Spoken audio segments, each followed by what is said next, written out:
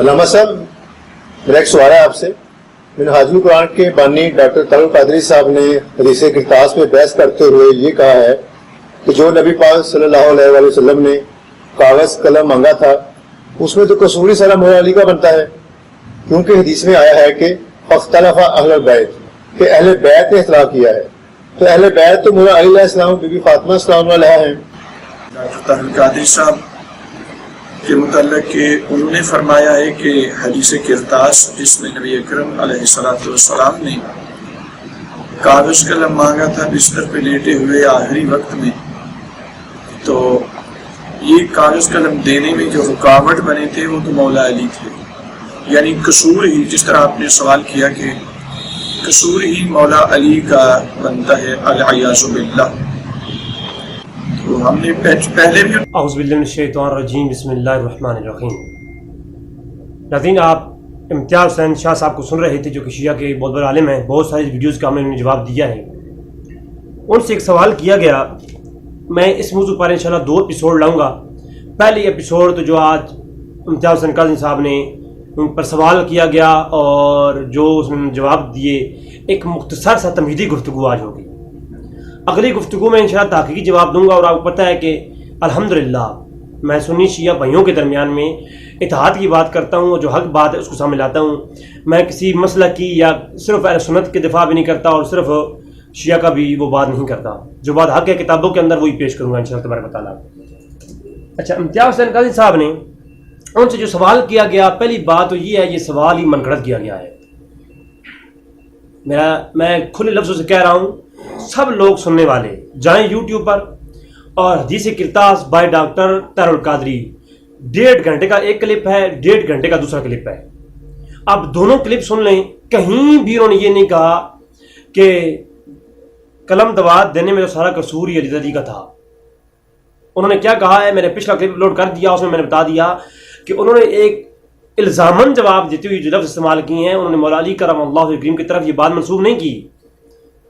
الزاماً جواب دیتے ہوئے یہ کہا کہ آل بیت کے گھر میں جو بھی صحابہ کرام اور سارے حضرات موجود تھے، ان میں حضرت علی بھی موجود تھے، حضرت عباس رضی اللہ تعالیٰ عنہ موجود تھے. اور فاختلفوا اہل البیت، اس اہل البیت سے مراد جو کہ انشاءاللہ آگے تفسیر ہم کریں گے، جو قبلہ صاحب نے بتایا کہ جی اس اہل بیت سے مراد صحابہ کرام ہیں، نہ کہ جو ہے حضرت فاطمہ سلام اللہ علیہ حضرت علی ہیں. سب چیزیں معلوم ہو گئیں. ایک سوال رہ گیا، سیدنا فاروق اعظم ذمہ دار کیوں ٹھہرائے جائیں کہ وصیت لکھنے نہیں دی گئی؟ کسی کا ہاتھ پکڑ لیا تھا سیدنا فاروق اعظم نے؟ حدیث میں کل ان کا تذکرہ اتنا ہی آیا ہے کہ موجود تھے اور ایک جملہ بولا، حسبنا کتاب اللہ. اس کے بعد تو انہوں نے تکرار ہی نہیں کیا، بحث ہی نہیں کی، اختلاف ہی نہیں کیا، اور لفظ بھی نہیں بولا روکنے کا کہ نہ جاؤ. یہ لفظ بھی منسوب نہیں، روکا ہی نہیں. ان کو مورد الزام کیوں ٹھہرایا گیا؟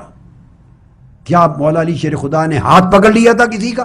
جو اہل بیت کے افراد چاہتے تھے ہاں ٹھیک ہے لکھوا لیے جائیں، مولا علی شیر خدا نہیں چاہتے تھے. کسی نے روکا ان کو کہ اٹھ کے وہ لے آتے؟ اگر آپ چاہتے ہیں کہ مولا علی شیر خدا کے حق میں وصیت لکھی جانے والی تھی بالفرض بالمحال یہی سمجھ لیں، تو مولا علی شیر خدا حضور کا حکم تھا لے آؤ، اور آپ کہتے ہیں فاروق اعظم نے روکا. تو علی شیر خدا پر حکم رسول واجب تھا یا رائے عمر فاروق کی زیادہ اعظم تھی؟ کس کی بات ماننا علی شیر خدا کی ذمہ داری تھی؟ سیدنا فاروق اعظم نے تو صرف اتنی بات کی ہے کہ تکلیف آقا کو زیادہ ہے، قرآن حسبنا کتاب اللہ، اتنی بات. آقا فرما رہے ہیں کتاب لاؤ قلم دوات میں لکھوا دوں، حکم ہے. اس حکم کی نافرمانی کی اگر ذمہ داری سیدنا فاروق اعظم پہ ٹھہراتے ہیں تو خدا کے بندو ہوش کے ناخن لو.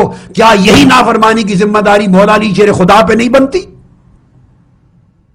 انہوں نے سیدنا فاروق اعظم کو تو فرمایا ہی نہیں کہ اوپر جا کے قلم دبات لے آؤ. انہوں نے تو کامن بات کی ہے سب کو، اور اس سب میں سب شریک ہیں جو بیٹھے ہیں، اہل بیت بھی شریک ہیں، مولا علی شیر خدا بھی شریک ہیں.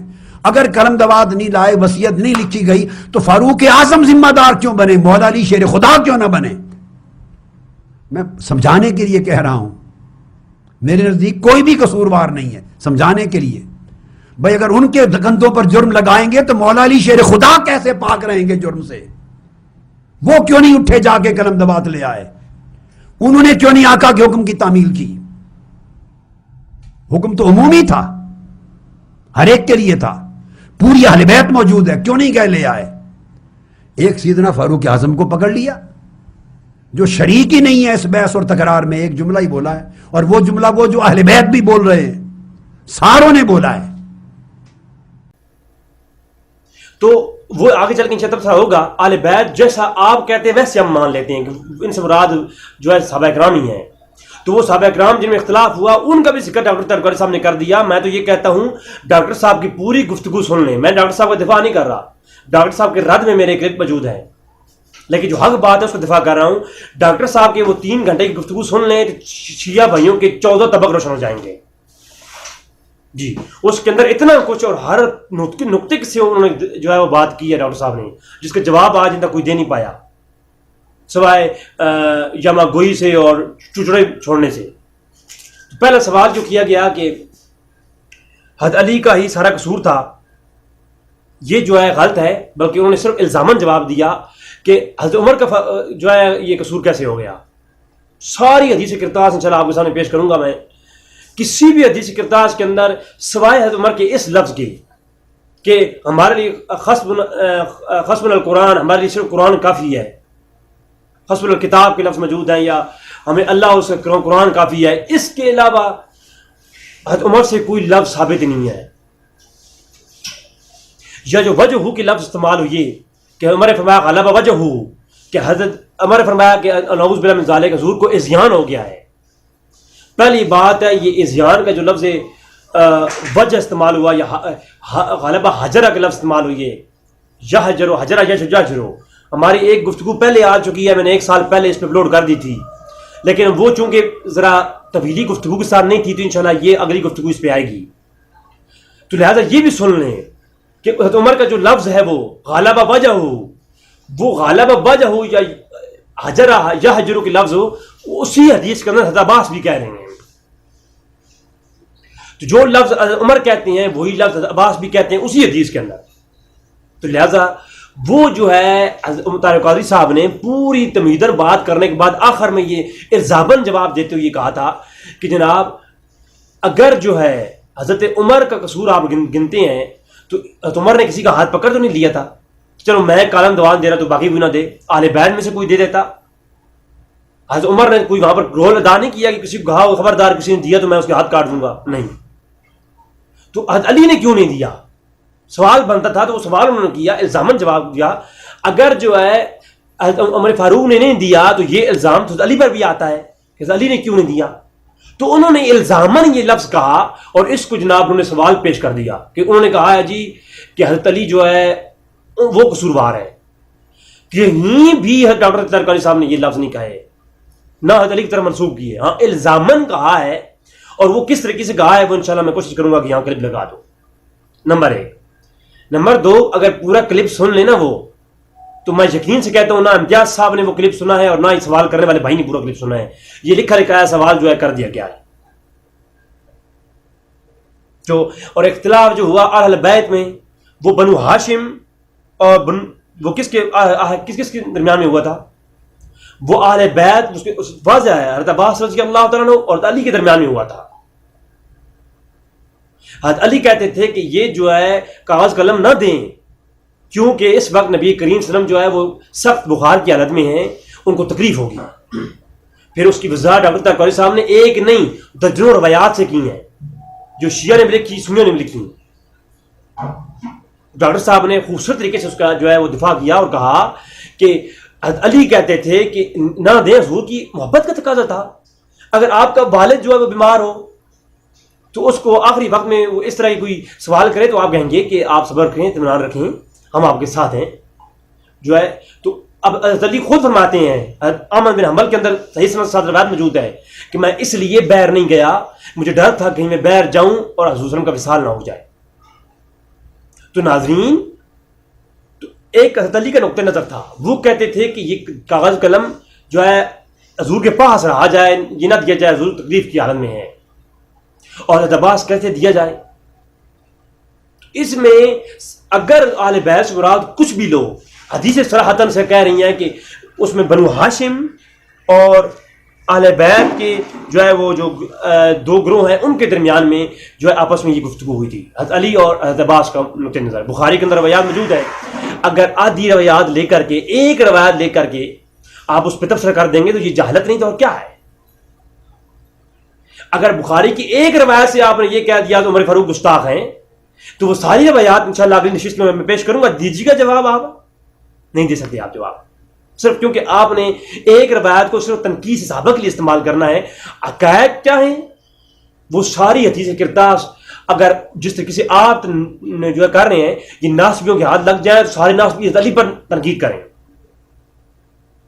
کیونکہ اس وقت کاتب جو ہے وہی کون تھے گھر کے اندر؟ حضرت علی تھے. تو ساری ناسبی یہ روایات اٹھا کر کے آپ پہ تھوپ دیں گے، پھر آپ کیا کریں گے؟ لہٰذا ہوش کے ناخن لیں، پوری روایات دیکھیں. انشاءاللہ تعالیٰ میں اگلی نشست میں 32 سے زیادہ مقامات پر حدیث کرتاس کا جائزہ لوں گا انشاءاللہ تبارک تعالیٰ، اور آپ کو واضح ہو جائے گا کہ یہ حدیث کرتاس کیا ہے. اچھا، قصوری مولا علی کا تھا، یہ کیسا سوال آپ نے کیا ہے؟ اس سوال کی کوئی تک بندی ہے؟ کوئی تو اس سوال کی نہیں بندی. پھر ظلم کی حد آپ دیکھیں انشاءاللہ تعالیٰ کہ حضرت عمر نے کہا جی ہذیان ہو گیا ہے. اب پوری حدیث کیا ہے ذرا میں بتا رہا ہوں گے اگلی نشست میں انشاءاللہ تفصیلاً گفتگو اس لیے ہوگی. ابھی صرف میں اختصاراً جو ہے وہ بخاری کی تھوڑی روایت پڑھ کے آپ لوگوں کو بتانا چاہوں گا کہ یہ جو ہے کتنا بڑا جھوٹ منسوخ کیا گیا. بخاری کے اندر 5 سے 7 مقامات پر یہ روایت ہے، اور پوری صحافتہ کے اندر یہ 30 سے زیادہ مرتبہ یہ روایت آئی ہے. اور پھر سنن کبریٰ بہقی اور ان روایات کو ملاؤ تو پھر تو بہت لمبی طویل بات بنتی ہے.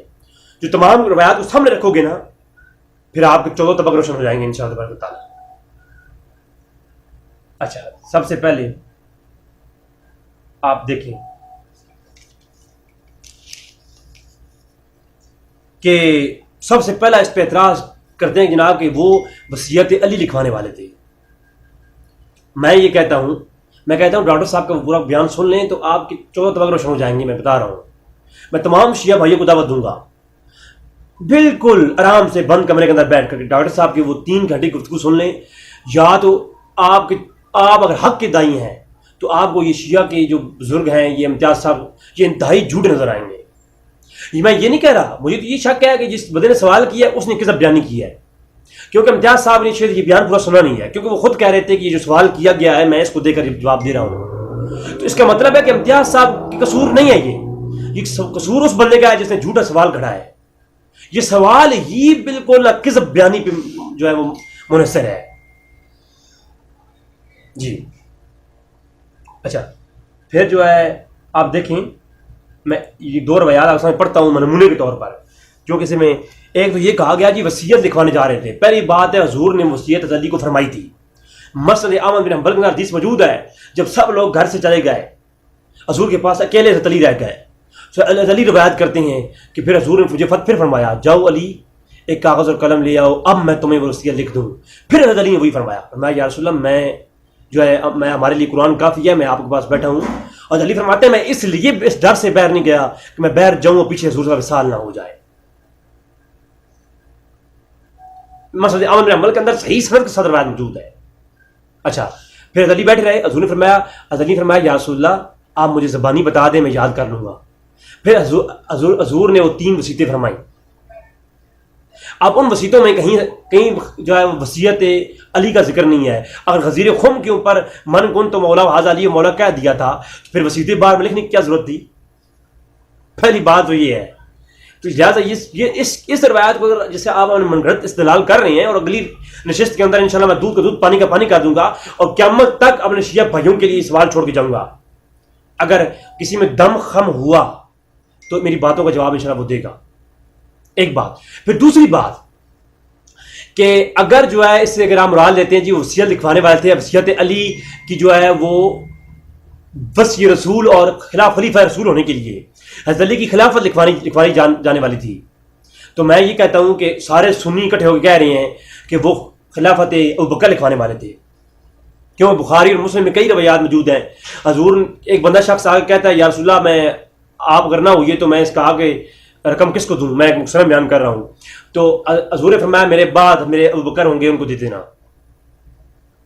پھر دوبارہ پوچھا کہ اگر ابوبکر بھی نہ پاؤں تو پھر یہ جو ہے میں پیسہ کس کو دوں آگے؟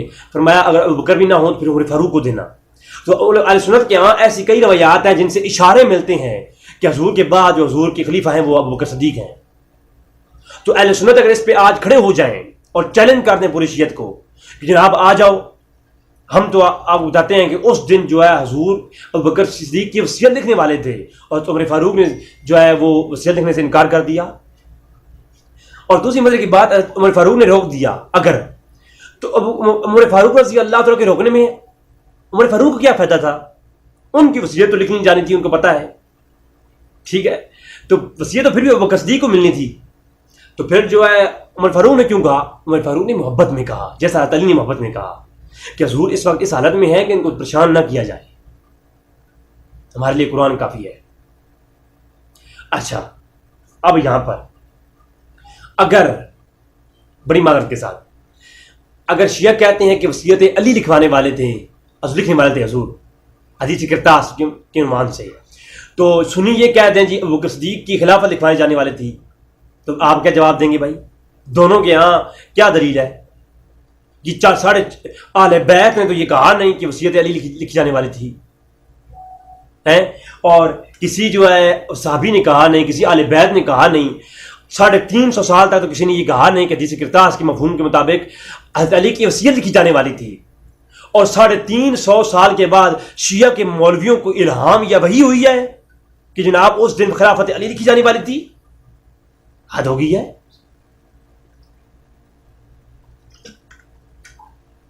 یار جھوٹ کی حد ہے, کس بیانی کی حد ہے.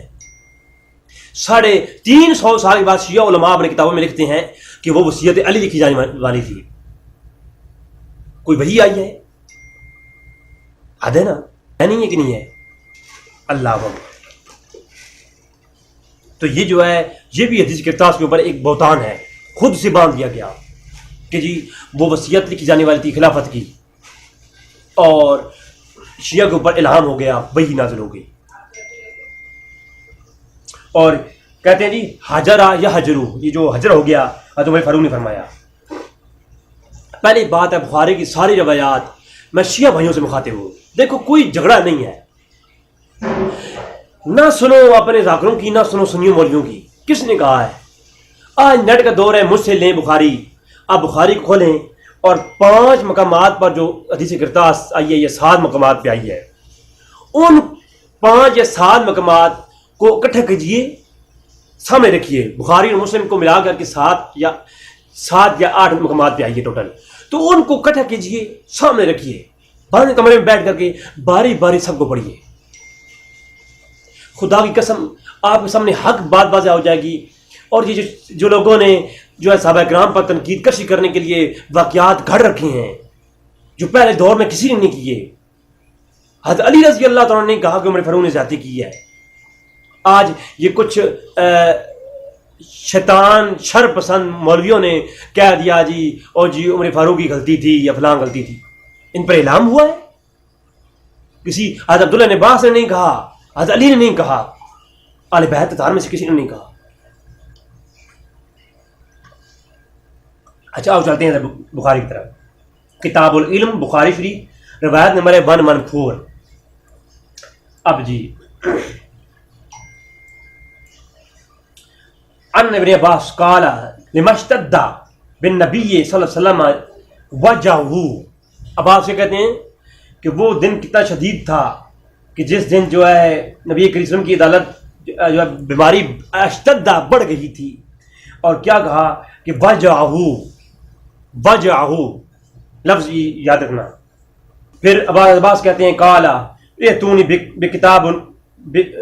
بکتاب اکتب لکم کتابا لا تضلوا بعدا, کہ آؤ میرے پاس کاپی کتاب اور پنسل لے آؤ, کاپی پنسل لے آؤ, میں لکھ دوں. اور کیا ہوا؟ قالا عمر نے کہا ان النبی صلی اللہ علیہ وسلم غالب وجہہ. اس عمر نے کیا کہا؟ غالب وجہہ. وہ لفظ وجہ استعمال کیا جو پہلے عباس کہہ رہے ہیں. اسی کے اوپر تھوڑے 1-2 لائنیں اوپر دیکھیے. عباس کہتے ہیں قال لما اشتد بالنبی صلی اللہ علیہ وسلم وجہہ. تو جو عباس نے کہا وجہ وہی عمر فاروق نے لفظ کہے وجہ.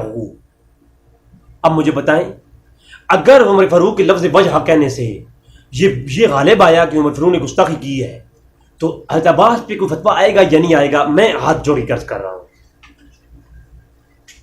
مجھے اپنا بتا دیں آپ. پھر آگے عمر فاروق نے جو ہے کہا کہ ہمارے لیے جو ہے وہ اندنا کتاب اللہ حسبنا، ہمارے پاس جو ہے وہ جو ہے کتاب اللہ کافی ہے. اور کہا فاختلفوا واکثرا کہ بہت سارے لوگوں نے اختلاف کر دیا. اب اختلاف کس نے کیا؟ اس روایت کو مختصراً امام بخاری نے بیان کیا، آگے چلتے جائیں گے باتیں کھلتی جائیں گی.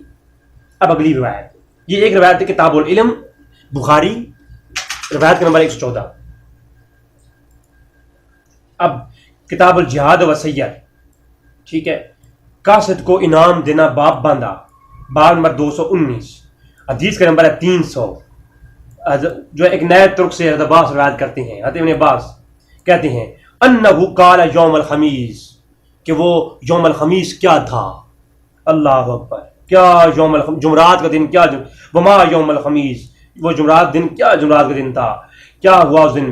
وقال اشتد برسول صلی اللہ علیہ وسلم وجعہ، کہتے ہیں جی وہ وقال اشتد، شدت اختیار کر گئی، وجعہ حضور کی وہ بیماری جو ہے،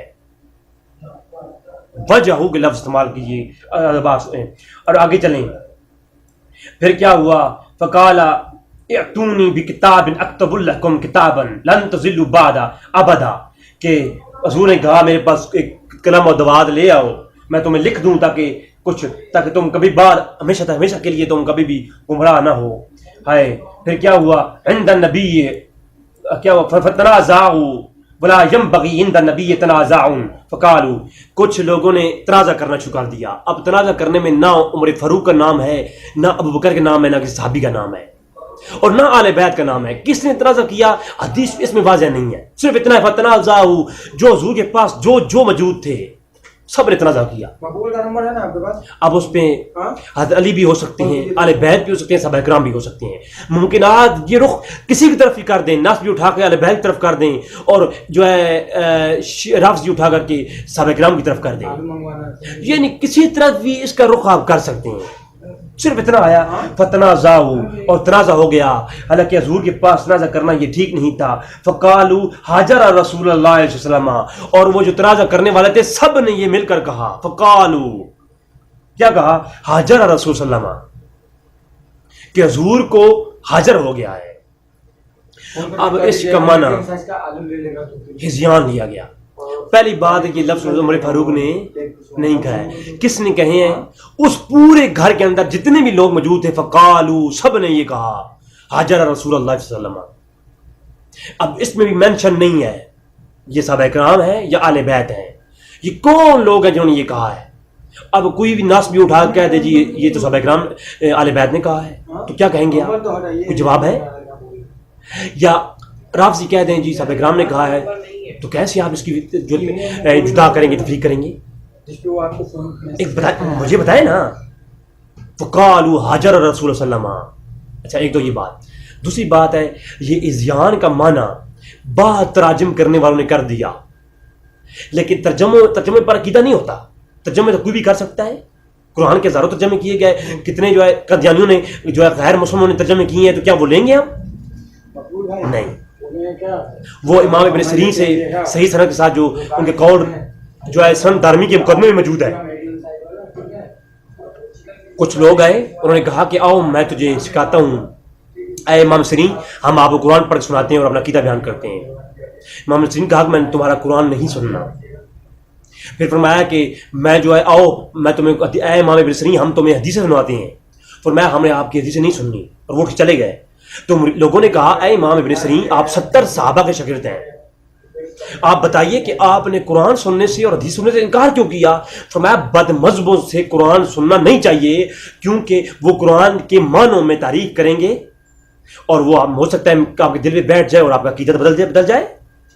تو معلوم ہوا کہ قرآن کے ترجمے کرنے والوں نے اور بخاری کے ترجمے کرنے والوں نے کئی جگہوں پہ غلطیاں کی ہیں. جنہوں نے اذیان کر دیا تو اس اذیان سے آپ جو عقیدہ لیں گے؟ نہیں، عقیدہ ہوگا لفظ پر. حدیث کے اندر کسی نے نہیں کہا کہ ہزیان کا لفظ استعمال ہوا ہے، حاجرہ یا حجر کے لفظ استعمال ہوا ہے. یہ حجر سے ہو تو پھر ہزیان کی طرف آئیں، یہ حجر سے ہو تو لفظ حجر استعمال ہوا ہے. اور زیادہ تر علماء کا قول بھی یہی ہے، اور لغت عربی کو اٹھا کر دیکھیں تو افضل قول بھی یہی ہے، یہ لفظ حجر ہے. ہجرت سے، مہاجر سے، ہجرت کر جانا، مہاجر کہہ دینا ہے. تو جو مہاجر اور ہجرت ہے وہاں سے حجر نکلا ہے، یعنی ایک جگہ سے دوسری جگہ جانے کے لیے استعمال ہوتا ہے. یعنی حجر رسول صلی اللہ علیہ وسلم، اس کا معنی یہ ہوگا، کیا لوگوں نے کہا فقالوا حجر رسول صلی اللہ علیہ وسلم، کہ رسول صلی اللہ علیہ وسلم کا وصال ہونے والا ہے، رسول صلی اللہ علیہ وسلم انتقال فرمانے والے ہیں، اس لیے جو ہے حضور کو ہمارے لیے قرآن کافی ہے، حضور کو کافی میں سننا تو دعا تو قلم نہ. تو حجرہ کا یا حجروں کی جو معنی ہے، ان کو اگر بعض لوگوں نے غلط لیا اور شیعوں نے اسے عقیدہ لے لیا. اچھا چلو ازیان مان بھی لو، تو ازیان کا یہ جو جملہ ہے یہ گستاخی عمر فاروق پر کیسے چلی گئی بھائی؟ حدیث ذرا غور سے تو پڑھیے. اس میں تو لکھا ہوا ہے کہ فقالوا حجر رسول صلی اللہ علیہ وسلم، کہ تمام لوگ جو اس گھر میں موجود تھے سب نے یہ کہا. دیکھیں تحقیقی بات ہونی چاہیے نا، الزام کوئی نہیں. یہ دوسری روایت میں نے پیش کی بخاری کے مقامات پہ، اس میں جو ہے وہ 3 وسیطیں لکھی. اچھا یہاں پر ایک سنیوں کے لیے بات کروں گا. مجھے ایک بات سمجھ آتی، میں محدثین کے خلاف نہیں ہوں، علماء فرمائے نہ میں نے کبھی اس بات کی، لیکن بعض اور کتب میں تو وہ 3 وسیطیں پوری ملتی ہیں. لیکن امام بخاری جب یہاں پر یہ پہلی روایتیں لاتے ہیں تو ان میں جو ہے 3 جو وسیطیں کرتے ہوئے بتاتے ہیں. تیسری ہمیشہ وسیعت کے بارے میں کہتے ہیں میں بھول گیا ہوں، یا راوی کہتا ہے میں بھول گیا. یہ کیا وجہ ہے؟ باقی اتنی بڑی حدیث یاد رہتی ہے، اور جو ہے وہ امام بخاری کہتے ہیں میں جو ہے وہ آخری وصیت بھول گیا ہوں. سنیوں علماء سے یہ گزارش ہے کہ اس کا جواب مجھے دیجیے گا، کیونکہ میں اس کا جواب ڈھونڈ رہا ہوں، مجھے مل نہیں رہا. اچھا یہ جو اس کتاب کے اندر مکمل وہ بات لکھی ہوئی ہے کہ حضور کے قریب جو ہے وہ اتنا زیادہ بہتر نہیں تھا، اور پھر جو ہے حضور نے فرمایا جیسے اٹھ جاؤ، اور 3 پھر بعد میں حضور نے بلایا اور 3 وسیعتیں حضور نے فرمائیں. مشرکین کو جو ہے وہ جزیرہ عرب سے نکال دینا، قاصد جو آتے ہیں ان کو جو ہے وہ ان کی خاطر تواضع کرنا، انہیں نام طوائف دینا، اور مدینہ منورہ کے رہائش کے لیے، اور ایک تیسری کہتے ہیں میں بھول گیا. اس طرح یہ 2 روایتیں ہو گئیں. کتنی؟ 2 روایتیں میں نے پیش کر دیں. اب بخاری کی تیسری روایت.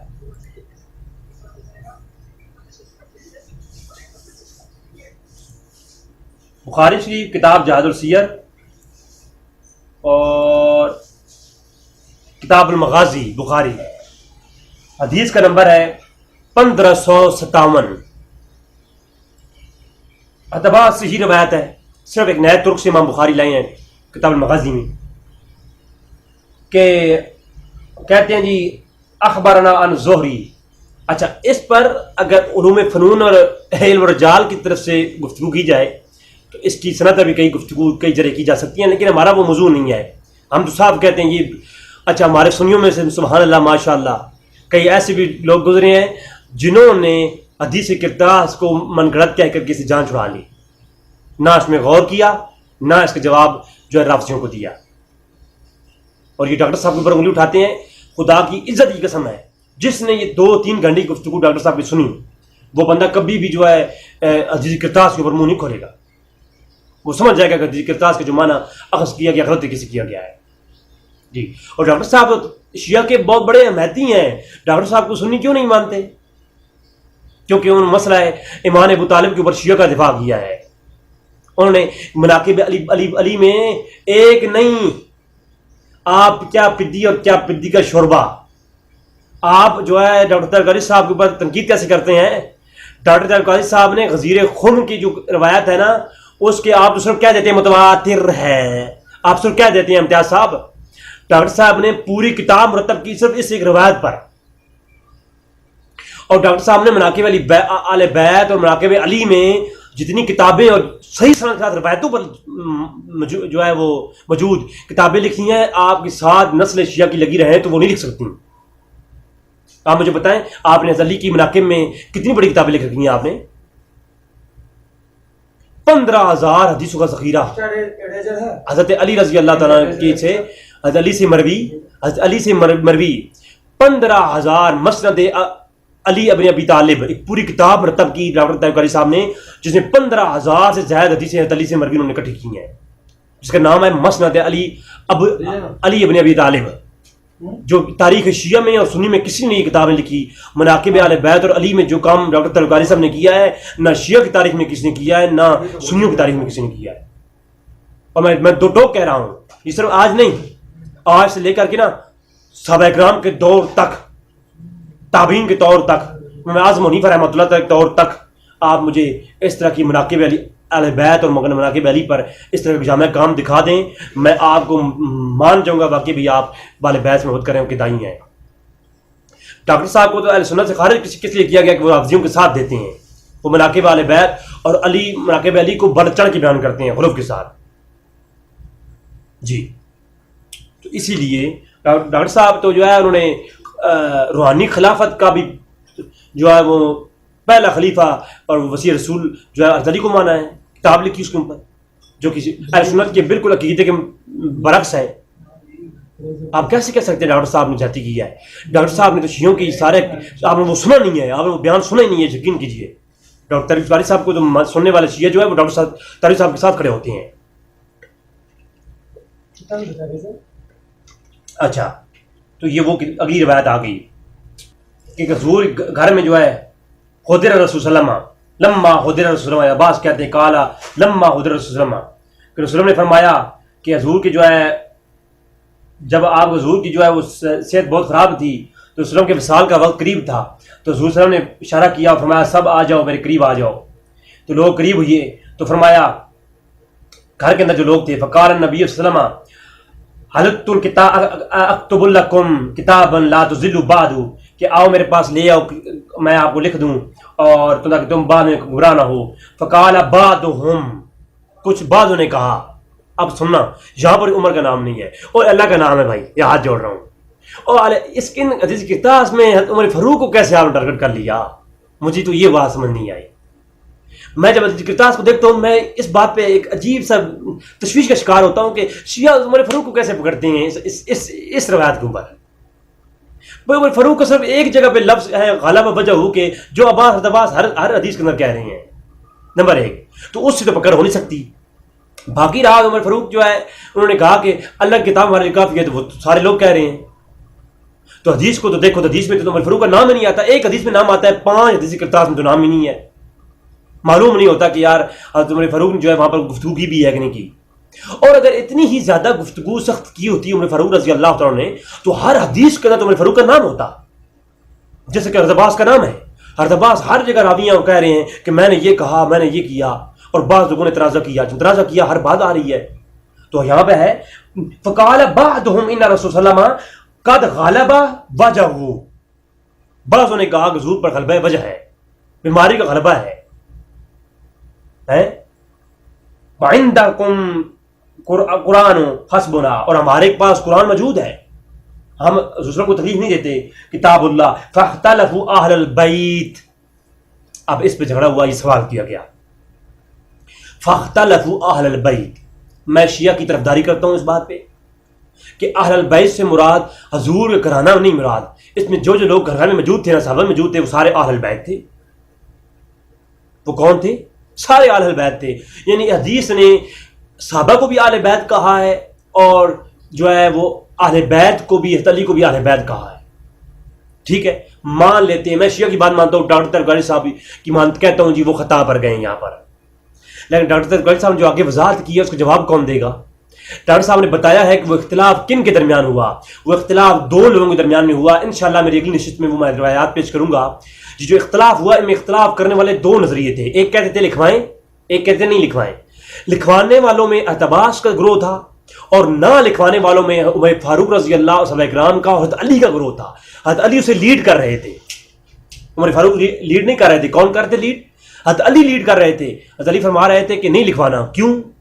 کیونکہ حضور اس وقت سخت پریشانی اور بیماری میں ہیں، ان کو تکلیف دینا مناسب نہیں ہے. وہ آگے چل کے گفتگو انشاءاللہ کروں گا. تو فرمایا فاختلفوا اہل البیت، اہل بیت میں اختلاف ہو گیا، یعنی گھر میں جو لوگ تھے ان میں اختلاف ہو گیا. فاختصموا فمنهم من یقول قرب یکتب لکم کتابا، کہ پھر جو ہے وہ جو اختلاف ہو گیا اور اختلاف بہتر نہیں تھا، اہل بیت والوں نے اختلاف کیا. تو وہ اہل بیت سے مراد کون تھے؟ کہ وہ کون تھے؟ وہ جو ہے عباس کہتی ہیں میں تحریر لکھوانے کے حق میں تھا، اس تحریر کے درمیان میں اور کچھ لوگ درمیان میں حائل ہو گئے. اب وہ یہ تیسری روایت آ گئی، اس میں عمر فاروق کا نام ہی نہیں ہے. اختلاف کرنے والے آل بیت کا نام ہے. اب آل بیت میں صحابہ بھی ہیں، آل بیت بھی ہیں، دونوں آ گئے. اب کوئی یہ نہیں کہہ سکتا واختلفوا اہل البیت سے مراد صرف عمر فاروق ہے، یہ صحابہ کرام ہے. یہ تو ممکن نہیں ہے. یہ کوئی منطق آج تک کوئی پیدا نہیں کر پایا کہ فاختلفوا اہل البیت سے مراد جو ہے صرف عمر فاروق رضی اللہ تعالیٰ عنہ ہے. خدا کے لیے صحابہ کرام پر کیچڑ اچھالنے سے پہلے ہمیں ان روایت کو پڑھ لینا چاہیے. آج تک کوئی شیعہ ایسا نہیں گزرا پہلے زمانے میں جو صحابہ کرام کی تنقید کرتا ہوں. میں نے پہلے بھی کہا صرف اتنا فتنہ تھا کہ ایک گروہ تھا شیعہ علی کا جو کہتا تھا کہ حضرت علی سب سے افضل ہیں، اور بعد میں ابو بکر صدیق ہیں، پھر عمر فاروق ہیں، اور ابو بکر صدیق کو رضی اللہ کہتے تھے سارے شیعہ. اور یہ بات کہ شیعوں نے ایسا سوال کھڑا اور کہ وہ صحابہ کرام پر تنقید کرتے کرتے آج تو بات وہاں تک پہنچی ہے کہ لعن طعن کرنے میں بات آ گئی ہے. تو یہ خدا را یہ شیعت نہیں ہے، یہ گمراہی ہے. شیعت یہ نہیں کہتی کبھی بھی. پھر حضرت علی نے کہیں اس پہ احتجاج نہیں کیا. حضرت علی نے یہ نہیں کہا کہ عمر فاروق آپ غلط کہہ رہے ہیں اور میں دیتا ہوں قلم دبات. اگر کسی نے منع کر دیا تھا تو حضرت علی کا پہلا فریضہ یہ تھا کہ وہ جا کر کہتے میں لکھواتا ہوں، یہ لکھیے آپ. حضرت عباس موجود تھے، بنو ہاشم موجود تھے. کسی بنو ہاشم میں سے کسی نے یہ نہیں کہا اور بنو عباس میں سے کسی نے نہیں کہا. اور اب جو ہے ایک صحابہ کرام پہ تنقید کرنا میرے بھائیوں یہ بالکل حدیث کے مخالف ہے. جی تو یہ تیسری روایت بھی آ گئی. اب اگلی روایت آخری روایت پیش کروں گا، اجازت چاہوں گا پھر انشاءاللہ تیسری گفتگو اس پہ آگے ہوگی. تو اسی طرح کی روایت ہے لما حضر رسول اللہ علیہ وسلم، یہ کتاب الطب ہے، کتاب الطب، اور اس کے اندر یہ روایت موجود ہے جناب. روایت کا نمبر ہے 629 کہ وہ دن کیا دن تھا جو ہے اب اس روایت میں 5 روایتیں میں نے پیش کی، ان میں سے ایک روایت عمر فاروق کا ذکر ہے، 3 میں نہیں. اب 4 ہو گئی، 5ویں روایت سنیے. 629 لما حضر رسول اللہ صلی اللہ علیہ وسلم وفی بیت الرجال فیہم عمر بن خطاب رضی اللہ تعالیٰ عنہ. اب عباس سے کہتے ہیں کہ گھر میں لوگ موجود تھے بہت سارے، عمر بن خطاب بھی ان میں موجود تھے. اچھا اب کیا ہوا؟ اب 5ویں روایت میں عمر بن خطاب کا نام ہے. اب آگے سنیں. وقال نبی صلی اللہ علیہ وسلم اکتب لکم کتابا لا تضلوا بعدہ فقال عمر ان النبی قد غالب علیہ وجہہ. آپ انصاف کیجیے گا. پہلی روایت میں تھا عباس نے کہا کہ اشتد نبی صلی اللہ علیہ وسلم وجہہ، کہ شدت اختیار کر کے حضور کی وجہ ہو بیماری، غلبہ ہو گیا. اب یہاں پر عمر فاروق وہی لفظ کہہ رہے ہیں اس روایت کے اندر. عمر فاروق کہتے ہیں کہ حضور نے فرمایا، اب عباس کہتے ہیں حضور نے فرمایا کاپی پنسل لے آؤ میں تمہیں لکھ دیتا ہوں.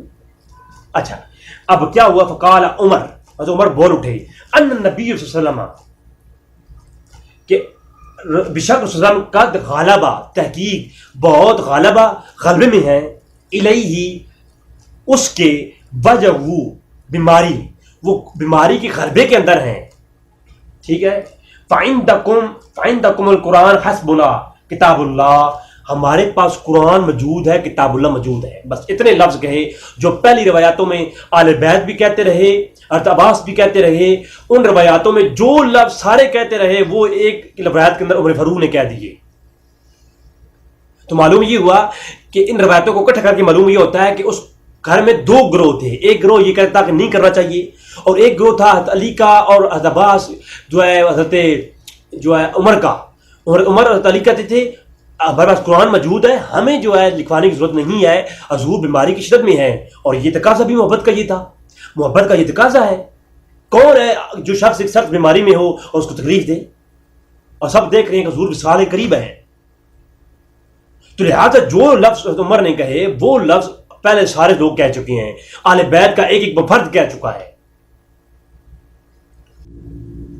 تو غالب وجہ ہو غالب وجہ کے کہنے سے تو عمر فاروق رضی اللہ تعالیٰ عنہ پر اگر آپ کہتے ہیں کہ یہ انہوں نے ظلم کیا ہے اور انہوں نے گستاخی کی ہے، تو میں یہ کہتا ہوں کہ پھر اس طرح کریں نا، انصاف پسند لوگ ہیں نا، آپ ساری حدیث کو سامنے رکھیں.